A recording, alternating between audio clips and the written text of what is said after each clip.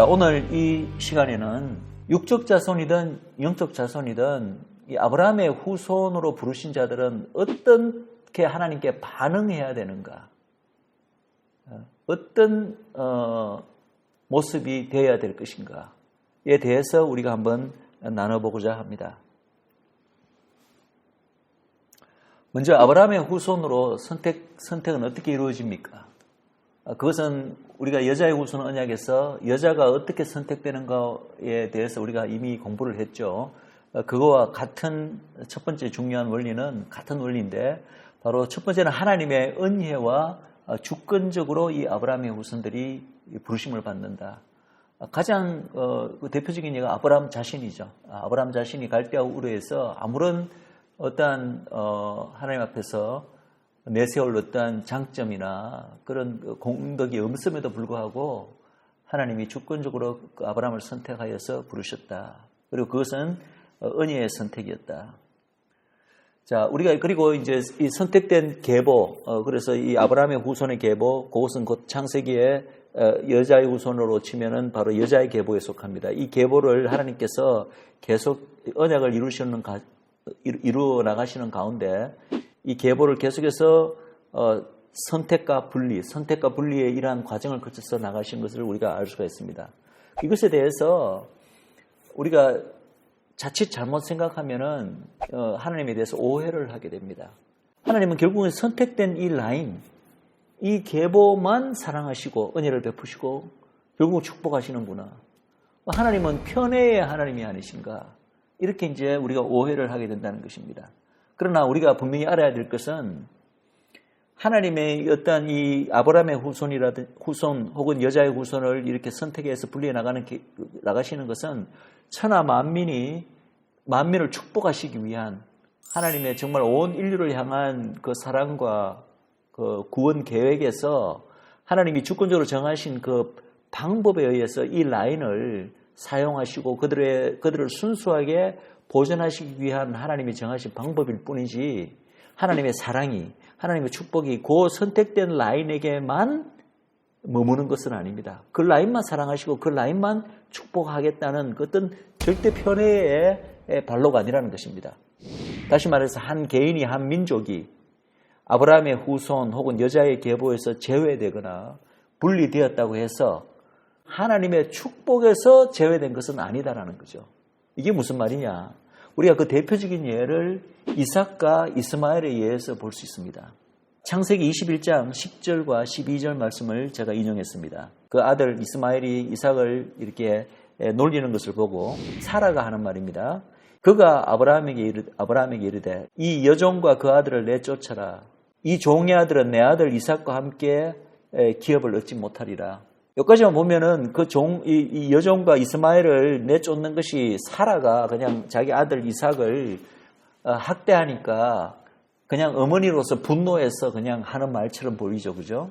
그런데 중요한 것은 그 다음 12절 말씀을 보면은 하나님이 이렇게 말씀하십니다. 하나님이 아브라함에게 이르시되 내 아이나 내 여종으로 말미암아 근심하지 말고 사라가 내게 이른 말을 다 들으라. 사라가 이 종과 그 아들을 내쫓아라 하는 사라의 말을 하나님께서 인정하시고 승인하신 말이에요. 결국 사라가 한 말이 그냥 단순히 어머니로서 이삭을 보호하기 위해서 그냥 내뱉는 그런 어떤 분노의 말 차원이 아니라 그것이 곧 하나님의 뜻이라는 거예요. 이스마엘과 그의 어머니 하갈을 이삭과 분리시키는 것이, 그것이 하나님이 정하신 뜻이라는 것입니다. 그러면서 그 다음에 하시는 말이 더 분명하죠. 이삭에게서 나는 자라야 내 씨라 부를 것입니다. 언약의 계보는 장자권과 연결이 됩니다. 그래서 이삭이 사실은 하나님의 어떤 영적인 계보, 그죠? 영적인 장자권을 이어가는 라인인데, 그렇기 때문에 이삭에서 나는 씨라야 맨 그 계보가 이어지는 거죠. 그런데 이삭에서 나는 자라야 정말 이 씨락하는 것은 아브라함의 그 언약에서 약속된 언약의 씨앗이라는 거예요. 언약의 후손이라는 얘기예요.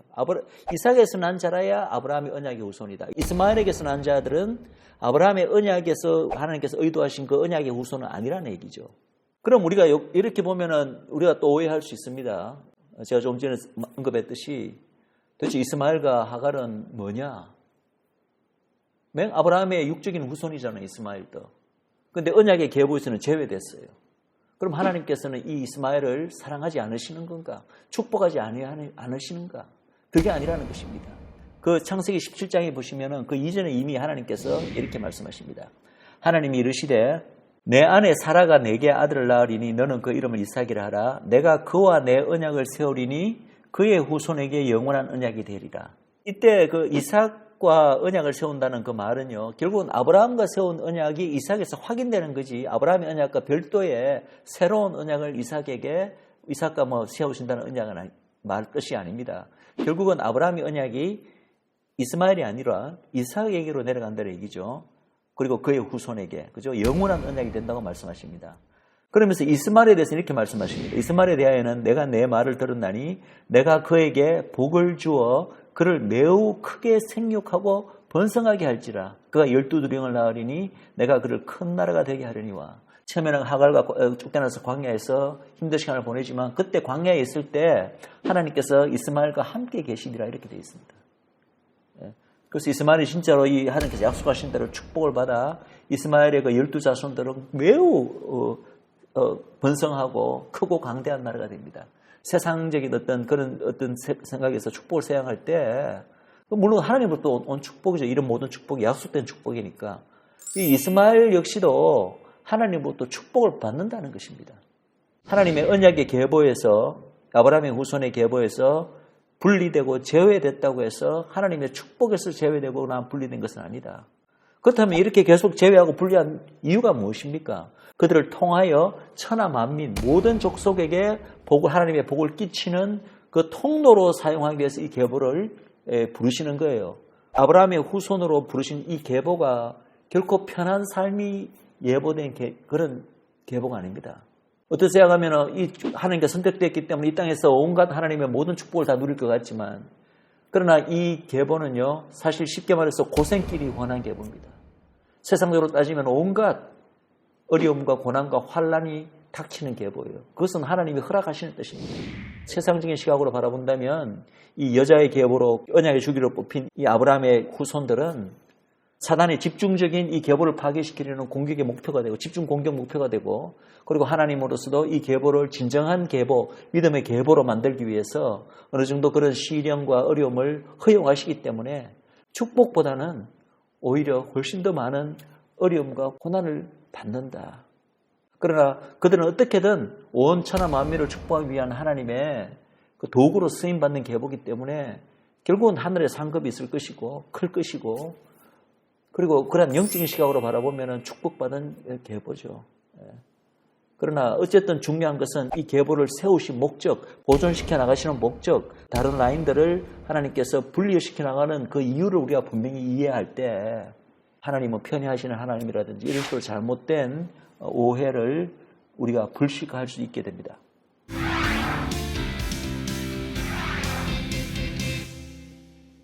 자, 오늘 이제 이 강의의 주제는 참 아브라함의 후손입니다. 아브라함의 후손이면 후손이지 그냥 참 아브라함의 후손은 무엇이냐? 왜냐하면은 일단은 육적 후손을 예를 든다면은 말 그대로 육적 후손은 아브라함에게서 육적인 혈통을 이은 자들을 일단은 다 아브라함의 후손이라고 부를 수 있잖아요, 그죠? 근데 그거와 분리해서 예를 들어서 이스마엘만 하더라도요, 일단은 아브라함의 그 육적인 혈통을 이었지만 사실은 언약의 후손은 아니잖아요. 아브라함의 언약 안에 그 계보는 아니잖아요. 그리고 아브라함의 언약의 계보로 하더라도 아브라함으로부터 이삭, 야곱으로 내려와서 이제 이스라엘 민족이 탄생하는데 이스라엘 민족금 전체가 다 언약의 계보라고 부를 수 있느냐는 거죠. 그게 아니라는 것입니다. 오늘 말씀의 주제는 이제 바로 그 아브라함의 후손들로 부르신 자들 가운데서도 정말 우리가 참 아브라함의 후손이라고 불릴 자들이 따로 있다. 그들이야말로 진정한 이 언약의 어떤 당사자, 수혜자, 전승자, 통로로 쓰임받는 진정한 아브라함의 후손이다. 그럼 그런 아브라함의 후손이 되기 위해서는 어떻게 돼야 되는가? 성경은 바로 그 하나님의 그 언약의 부르심, 그죠? 언약의 부르심에 믿음으로 반응하는 자들만이 진정한 아브라함의 후손이라고 이야기를 합니다. 자, 로마서 4장 11절, 12절, 그리고 16절 말씀을 읽겠습니다. 저가 할례의 표를 받은 것은 이 아브라함에 대한 얘기죠. 무할례 시에 믿음으로 된 의를 인친 것이니 이는 무할례자로서 믿는 모든 자의 조상이 되어 저희로 의로 여기심을 얻게 하려 하심이라. 또한 할례자의 조상이 되었나니 곧 할례 받을 자에게 뿐 아니라 우리 조상 아브라함의 무할례 시에 가졌던 믿음의 자취를 좇는 자들에게도 니라. 창세기 17장에 이제 처음으로 할례를 받는 얘기가 나오는데 15장에 벌써 하나님께서 아브라함의 믿음을 보시고 의롭다 여김을 한다는 그 15장 언약식을 하는 바로 그때인데 그 부분은 우리가 언약식 공부할 때 이미 다뤘습니다. 그래서 하나님께서 벌써 할례 받기 이전에 아브라함을 의롭다 하셨고 할례 받는 것은 단지 이미 의롭게 된 것을 그냥 인친 것에 불과하다. 그럼 왜 그렇게 하셨냐 하면은 할례 받기 전에 왜 믿음으로 의롭다 하시는 그것을 이미 아브라함에게 주셨냐 하면은 그때의 그 믿음에 근거해서 앞으로 할례자뿐만 아니라 즉 할례자는 아브라함의 육적인 자손들을 의미하는 거죠. 특별히 이스라엘 민족 우리 이방인들과 같이 육적으로는 이어지지 않았지만 아브라함이 무할례 시에 가졌던 그 믿음을 똑같이 쫓아서 행하는 자들, 그 자취를 좇는 자들 역시도 똑같이 아브라함처럼 의롭다 칭하시기 위해서 그래서 아브라함이 유대인들뿐만 아니라 모든 인류의 믿음으로 인한 모든 인류의 그 믿음의 조상이 되게 하기 위해서 그렇게 하셨다는 거죠. 그래서 여기에 보면은 그 언약의 후손이라고 부를 수 있는 진정한 아브라함의 그 후손의 조건이랄까요? 자격 조건이랄까요? 그런 것이 나옵니다. 그것이 바로 뭐냐 하면 한마디로 표현하면은 아브라함의 무할례 시에 가졌던 그 믿음의 자취를 좇는 자들이 진정한 아브라함의 후손들이다. 이걸 다른 말로 표현하면 아브라함의 믿음에 속한 자라고 또 표현할 수 있습니다. 비슷한 맥락으로 갈라디아서 3장 6절 9절은 이렇게 이야기합니다. 아브라함이 하나님을 믿음에 이것을 그에게 의로 정하셨다 함과 같으니라. 그런즉 믿음으로 말미암은 자들은 아브라함의 아들인 줄 알지어다. 즉 아브라함의 후손, 그죠? 언약의 후손이 되기 위해서는 믿음이 필수적이라는 거죠. 하나님이 이방을 믿음으로 말미암아 의로 정하실 것을 성경이 미리 알고 먼저 아브라함에게 복음을 전하되 모든 이방이 너를 인하여 복을 받으리라 하였으니 그러므로 믿음으로 말미암은 자는 믿음이 있는 아브라함과 함께 복을 받느니라. 이 복은 바로 아브라함의 언약에서 약속된 그 모든 축복들을 받는 것입니다. 구속사의 계보로 쓰임받기 위해서는 믿음이 필수적인 것은 우리가 압니다. 그런데 그냥 믿음이 아니라 여기 표현해 보면은 아브라함의 믿음의 자취를 좇는 자들, 무할례 시에 아브라함의 믿음에 속한 자라고 되어 있어요. 단순히 그냥 우리가 믿는 자가 아브라함의 후손이다 이렇게 하지 않고 진정한 아브라함의 후손이 되기 위해서는 아브라함이 가졌던 믿음의 자취를 좇아야 된다. 아브라함의 믿음에 속해야 된다. 이 부분을 우리가 굉장히 유의해야 됩니다. 왜냐하면 믿음이란 말 자체가 너무나 추상적인 말이잖아요. 도대체 믿음이 뭘 의미하는 것이야? 믿음의 정의가 무엇인가? 믿음의 모습은 어떠한 것인가? 그냥 머릿속으로 어떤 진리나 어떤 우리가 하나님의 말씀에 대해서 동의하는 것인가? 믿음 자체가 너무나 추상적인 용어잖아요. 그래서 그냥 믿음을 가진 자들이 아브라함의 후손이다 이렇게 하시기보다는 하나님께서는 어떻게 하시냐면은 아브라함이라는 한 사람을 지칭하셔서 아브라함이 가졌던 그 믿음을 가졌던 자들이야말로 진정한 아브라함의 후손이다라고 말씀하고 계시는 거예요. 창세기에 아브라함 그 여러 믿음의 선조들 가운데 왜 그렇게 아브라함의 일생이 가장 길게 기록되어 있잖아요. 그죠? 왜 그럴까요? 하나님께서는 바로 아브라함이야말로 그가 가졌던 믿음이 그 믿음을 가져야 진정한 아브라함의 후손이 되는 것이고 그 믿음을 가져야 하나님 앞에 아브라함처럼 의로움을 받기 때문에 이 아브라함을 통해서 믿음이 무엇인가를 우리에게 가르쳐 주시기 위해서 저는 아브라함의 일생이 그렇게 성경에 긴 장을 차지하면서 기록됐다고 봅니다. 아브라함은 그냥 히브리서 11장의 믿음의 장애처럼 믿음은 모든 바라는 것들의 실상이요 보이지 않는 것들의 증거다. 그 짧은 한마디 참 설명이 있지만 정의가 있지만 그거로 여러분 우리가 충분히 믿음이 뭔지 이해가 됩니까? 한마디로 참 규정하기 힘든 게 믿음이잖아요. 그래서 히브리서 11장 믿음 장마하더라도 그 믿음을 가졌던 그 수많은 믿음의 선조들의 삶을 전체로 계속해서 언급을 하고 있습니다. 이 사람은 믿음으로 어떻게 했다. 저 사람은 믿음으로 어떻게 했다. 그러면서 그들이 일일이 그 믿음을 가져서 그들이 어떠한 행위를 했고 어떠한 삶을 살았다는 것을 쭉 열감으로 말미암아 믿음이라는 게 성경이 정의하는 믿음이라는 것이 이런 것이구나. 바로 믿음이 무엇인가를 우리에게 가르쳐 주기 위해서 히브리서 11장 그렇게 긴 믿음의 장이 있는 거예요.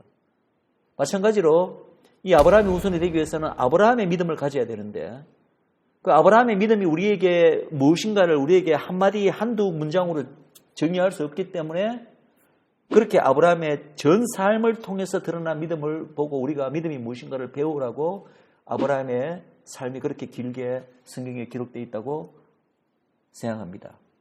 그래서 한마디로 이제 정의를 한다면 진정한 아브라함의 후손은 아브라함의 언약의 부르심에 믿음으로 반응해야 되는데 그 믿음은 다름 아닌 아브라함이 보였던 그 믿음, 가졌던 그 믿음의 발자취를 쫓는 이들이다. 이러한 조건은 아브라함의 후손 가운데 육적 자손인 이스라엘도 있고 영적 자손인 교회도 열방교회도 있습니다.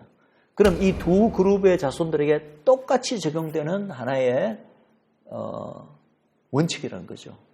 참 아브라함의 후손이 되기 위해서는 아브라함의 믿음의 자취를 쫓는 자들이어야 된다. 그럼 바로 우리가 물어야 될 질문은 아브라함이 가졌던 믿음은 도대체 어떠한 믿음입니까? 이 질문을 해야 된다는 거죠. 자, 창세기 18장 19절을 먼저 읽겠습니다. 내가 그로 그 자식과 건숙에게 명하여 여호와의 도를 지켜 의와 공도를 행하게 하려고 그를 택하였나니 이는 나 여호와가 아브라함에게 대하여 말한 일을 이루려 함이니라. 자, 여기 보시면은 여호와께서 아브라함에게 대하여 하신 말씀이 뭐죠? 말한 일이 뭐죠? 바로 아브라함과 맺은 언약을 말하는 거예요. 그 언약을 이루시는 게 하나님의 목적이잖아요. 아브라함과 그의 후손을 통해서. 그래서 그 목적으로 아브라함을 택하셨잖아요. 그런데 그 택하시는데 이렇게 말씀하십니다. 여호와의 도를 지켜 의와 공도를 행하게 하려고 그를 택하셨다. 이 말씀은 뭘 말합니까? 여호와의 아브라함의 후손이, 그죠? 언약의 후손이 여호와의 도를 지키고 의와 공도를 행하는 것이 그것을 하게 하려고 택하셨다고 되어 있기 때문에 그것이 핵심적이라는 거죠. 즉 이것은 아브라함이 가졌던 믿음에 대해서 무엇을 말해줍니까? 우리가 믿음이라고 생각하면 처음으로 떠올리는 것이 우리가 머릿속으로 가지는 어떤 관념, 그것을 그냥 인정하는 것, 동의하는 것 정도로 생각을 합니다. 그러나 아브라함이 가졌던 믿음은 그런 믿음이 아니에요. 아브라함이 가졌던 믿음은 여호와의 도를 지키고 의와 공도를 행하는 것으로 나타나는 믿음이었다는 거죠. 자, 히브리서 우리가 너무나 잘 알고 있는 믿음의 장에서 제가 조금 전에도 말씀드렸지만 히브리서 11장 1절에 믿음은 바라는 것들의 실상이요 보이지 않는 것들의 증거라고 추상적인 어떠한 표현으로서 믿음을 증거한 다음에 계속해서 그 믿음의 선조들의 삶이 소개가 되는데요. 11장 8절에 아브라함에 대해서 이렇게 이야기합니다. 믿음으로 아브라함은 부르심을 받았을 때 순종하여 장래 기업으로 받을 때에 나갈새 갈 바를 알지 못하고 나갔으며 아브라함은 어떻게 했다고요? 순종하여 실제로 부르심을 받을 때 알겠습니다 하고 가만히 있는 게 아니라 갈 바를 알지 못하고, 그죠? 그 자기 가장 편한 그 일가 친척을 떠나서 알지도 못하는 땅으로 그 위험이 가득한 그 땅으로 실제로 발을 내디뎌서 나갔다는 거죠. 이것이 믿음이라는 거예요. 아브라함이 가졌던 믿음이라는 거예요.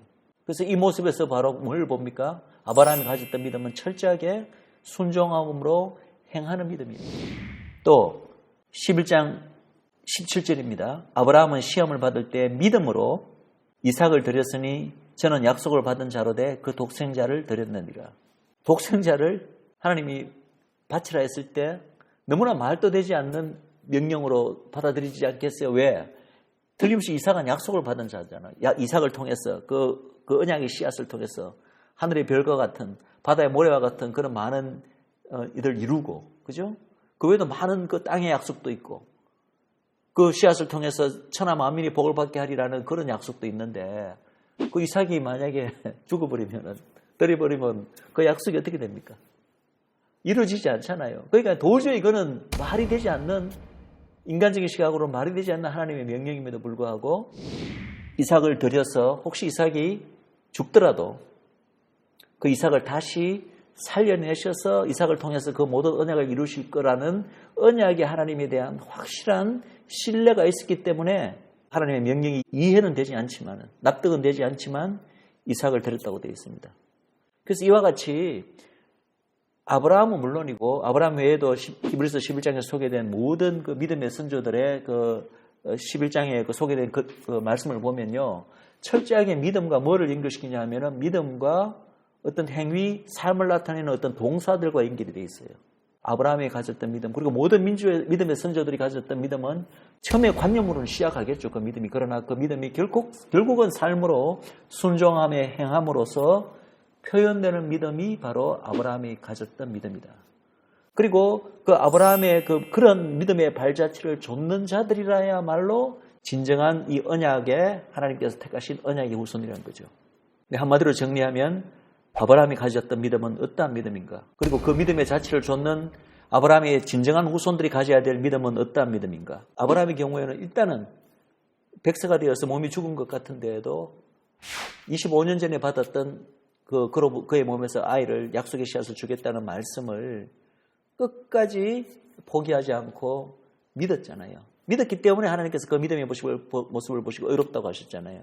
그래서 하나님의 약속에 대한 신뢰인데 이루어질 만한 상황에서 신뢰하는 것이 아니라 절대 객관적인 상황에서는 이루어질 것 같지 않은 불가능한 상황에서도 하나님께서 무조건 이루어 주실 거야 라고 하나님을 믿는 그 신뢰, 그것이 아브라함이 가졌던 믿음의 가장 핵심적인 것이고, 그리고 그러한 속으로 가지는 또 확신과 신뢰가 속 안에만 머무는 것이 아니라 실제로 철저한 순종과 행함으로, 삶으로 드러나는 믿음을 가졌다. 그리고 이러한 믿음이야말로 아브라함뿐만 아니라 모든 아브라함의 자손이 가지고 따라야 할 믿음의 모습의 모범, 표본이 된다. 그것이 바로 아브라함의 믿음의 자취를 좇는 자들이라는 뜻입니다. 제가 아브라함의 육적 자손인 이스라엘 민족 전체가 다 이러한 의미에서 진정한 아브라함의 후손이 아니라고 하신 말씀의 뜻을 이제는 깨달았을 때요. 그래서 이러한 기준은, 아브라함의 믿음의 자취를 좇는 자들만이 참 아브라함의 후손이라는 이 기준은 아브라함의 자손들 가운데 육적 자손에게도 그리고 영적 자손에게도 똑같이 적용되는 기준입니다.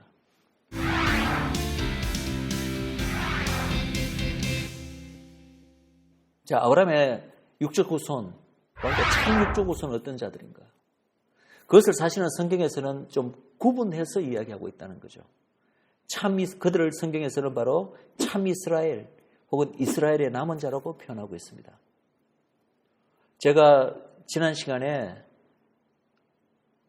우리 교회에서 늘 잘못 사용하는 용어 표현들 가운데 우리 교회를 가리켜 참 이스라엘 혹은 영적인 이스라엘이라고 이렇게 사용하는 표현이 좀 잘못된 대체신학적인 표현이라고 제가 이미 말씀을 드렸습니다.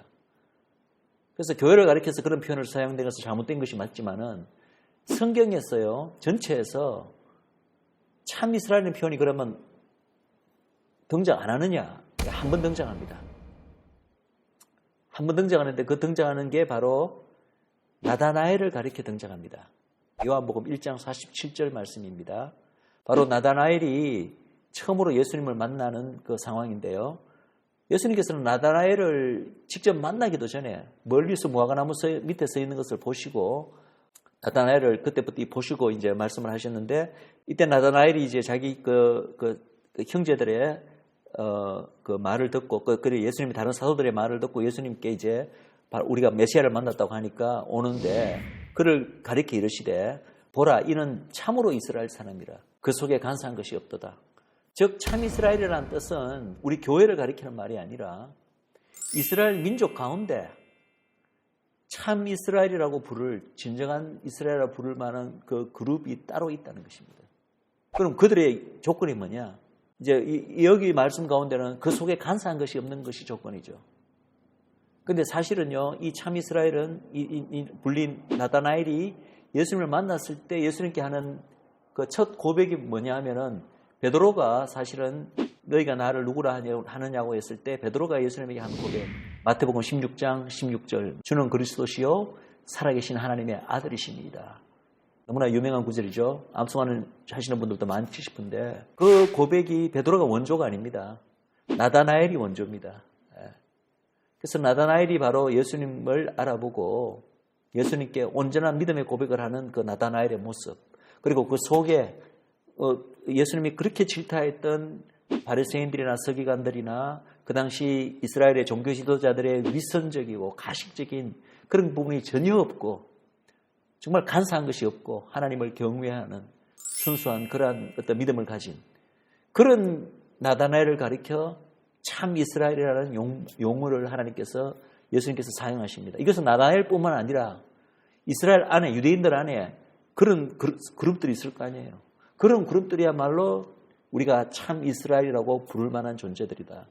즉 무슨 말이냐면은 이스라엘 민족 전체가 혈통적으로는 아브라함의 육적 후손이지만 아브라함의 언약의 후손으로서 진정한 언약의 후손으로서의 아브라함의 후손이라 불릴 참 그 아브라함의 후손은 이스라엘 민족 전체라기보다는 이스라엘 민족 전체 안에서 바로 믿음으로 아브라함이 보였던 그 믿음의 발자취를 쫓아 믿음으로 하나님의 그 이스라엘 민족을 향한 부르심에 반응하는 그 그룹, 즉 참 이스라엘이라는 것이죠. 참 이스라엘 그런 그룹이 그 안에 따로 있다. 이것을 가리켜 또 성경에서는 이스라엘의 남은 자라는 표현을 씁니다. 로마서 9장 27절을 읽겠습니다. 또 이사야가 이스라엘에 관하여 외치되 이스라엘 자손들의 수가 비록 바다의 모래 같을지라도 남은 자만 구원을 받으리니. 이스라엘 남은 자라는 이 표현은 사실은 이 표현 외에도 구약에도 계속해서 등장하는 표현이고 신약에서도 등장하는 표현입니다. 로마서 11장에도 또 등장합니다. 그래서 이스라엘 남은 자에 관한 부분은 제가 나중에 했지만 중요한 것은 이스라엘의 민족 안에 남은 자라고 불리는 이 그룹이야말로 진정한 아브라함의 언약의 당사자, 언약의 계승자, 그리고 그 언약을 통해서 하나님께서 천하 만민을 축복하기 위한 그 통로로 사용하는 진정한 아브라함의 후손들이라는 것입니다. 자, 그냥 혈통적으로만 이스라엘이 다 아브라함의 육적 후손인데 그들이 진정한 아브라함의 후손이 아니란 말은 예수님께서 친히 여러 차례 이렇게 복음서에 그렇게 언급이 되어 있습니다. 자, 누가복음 3장 8절 말씀은 사실은 세례 요한이 세례를 주면서 이제 그를 시험하기 위해서 다가온 그 유대인들, 종교 지도자들에게 이미 이렇게 말합니다. 그러므로 회개에 합당한 열매를 맺고 속으로 아브라함이 우리 조상이라 말하지 말라. 내가 너희에게 이르노니 하나님이 능히 이 돌들로도 아브라함의 자손이 되게 하시리라. 유대 민족들은 다 혈통적으로는 아브라함의 자손이잖아요.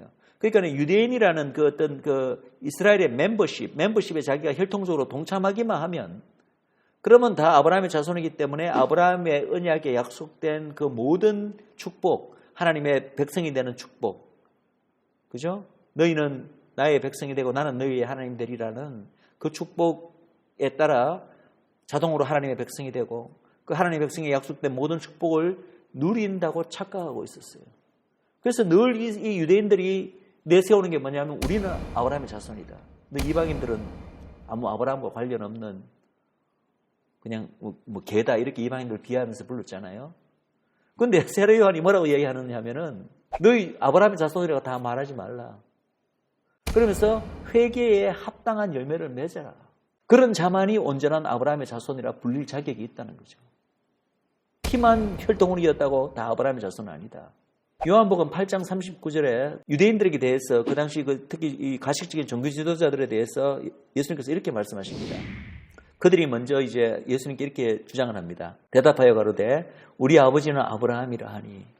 자기들이 다 아브라함의 자손으로서 혈통적으로 이어졌기 때문에 자기들은 그 하나님의 모든 축복을 누릴 자격이 있다는 거죠. 그랬을 때 예수께서 가라사대 너희가 아브라함의 자손이면 아브라함의 행사를 할 것이오늘. 예수님께서 친히 진정한 아브라함의 자손, 그죠? 자손이 어떠한 존재인가를 정의를 내리고 있습니다. 아브라함의 자손은 어떻다고요? 아브라함의 행사를 하는 자가 아브라함의 진정한 자손이다. 이것이 아까 우리 앞 슬라이드에서 우리가 로마서 말씀에는 어떻게 표현되어 있나요? 아브라함의 믿음의 자취를 좇는 자들. 그리고 그 믿음의 자취를 보니까 철저하게 삶으로 순종의 행위로서 나타나는 것이 아브라함의 믿음이었잖아요. 그게 결국은 예수님께서 이것을 같은 말씀을 하시는 거예요. 믿음의 발자취를 좇는 이들이야 하는데 그 믿음은 추상적으로 가지는 믿음도 아니요. 그렇다고 해서 또 아브라함의 혈통적인 것만 이었다고 또 되는 것도 아니고 오직 아브라함의 그 본보기를 따라서 아브라함의 가졌던 그 믿음을 순종과 삶으로서 그런 아브라함이 보였던 행사를 하는 자들이라야 바로 참다운 아브라함의 자손이다. 바로 이스라엘 자손들에게 예수님께서 친히하신 말씀입니다. 하나의 더 예를 든다면 바로 우리가 너무나 잘 알고 있는 삭개오의 사건입니다. 삭개오가 이제 예수님을 만나고 난 다음에 다 회개하고 자기가 토색한 일이 있으면은 물어준다고 이야기를 했죠. 그렇게 했을 때 이제 예수께서 그 삭개오에게 이렇게 말씀하십니다. 오늘 구원이 이 집에 이르렀으니 이 사람도 아브라함의 자손님이로다. 생각해 보십시오. 삭개오는 이미 유대인입니다. 그럼 그 당시 유대인들이 가지고 있던 그 개념에 의하면은 유대인의 멤버십이기 때문에 이미 그 유대인이라는 유대민족의 한 사람의 그 국민이기 때문에 자동적으로 다 아브라함의 자손이라고 믿고 있는데 예수님께서는 오늘 삭개오의 그 믿음의 고백을 보시고 오늘 구원이 이 집에 이르렀다. 즉 오늘 이 삭개오가 진정한 아브라함의 자손의 그 대열에 들어오게 됐다는 얘기죠. 진정한 아브라함의 자손이야말로 아브라함처럼 하나님 앞에서 의롭다 칭함을 여김을 받잖아요. 의롭다 여김을 칭함을 받는 게 뭡니까? 그게 바로 우리가 쉽게 말하는 표현으로 구원받는 거잖아요. 그런데 이미 구원을 받은 게 유대인이기 때문에 이미 구원을 받은 게 아니라 오늘 구원이 이 집에 이르렀으니 그렇게 된 것은 바로 삭개오의 믿음의 고백 이후에 실제로 자기가 그냥 예수님을 믿는다 한 게 아니라 자기가 잘못한 게 있으면은 토색한 게 있으면은 그것을 실제로 행위로 다 그렇게 사람들에게 돌려주겠다. 이렇게 그럼 그렇게 말로만 그렇게 하겠어요? 삭개오는 실제로 그렇게 할 각오였고 아마 그렇게 했을 것입니다. 그렇게 실제로 행함으로 드러나는 믿음을 보시고 예수님께서 너가 이제는 진정한 아브라함의 자손이 되었다고 말하는 것입니다. 진정한 아브라함의 후손, 참 아브라함의 후손이 되기 위해서는 아브라함의 믿음의 자취, 발자취 그것을 따르는 자들이야 진정한 아브라함의 후손이다. 그것은 우리가 지금 금방 여러 말씀들을 통해서 예수님과 유대인들 사이에 나눈 말씀을 통해서 유대민족에게 이러한 기준이 적용됨을 우리가 살폈습니다. 자, 그렇다면 제가 이러한 기준은 아브라함의 후손들 가운데 이스라엘뿐만 아니라 영적 후손인 교회에게도 똑같이 적용된다고 이미 제가 말씀을 드렸습니다. 그럼 아브라함의 참 영적 후손으로서 우리가 그 아브라함에 참여하는 자로서 우리 교회가 우리 크리스천들이 기독교인들이 가져야 할 믿음의 모습은 어떠한 모습일까요? 유대인들은 이런데 우리는 그냥 관념적인 추상적인 믿음, 지적인 동의 이러한 믿음이 그게 아브라함의 믿음일까요? 우리가 쫓아가야 될 아브라함의 믿음의 모습일까요? 우리가 한번 다 깊이 우리가 생각해 봐야 될 문제라고 생각합니다. 오늘 강의는 여기서 마치겠습니다.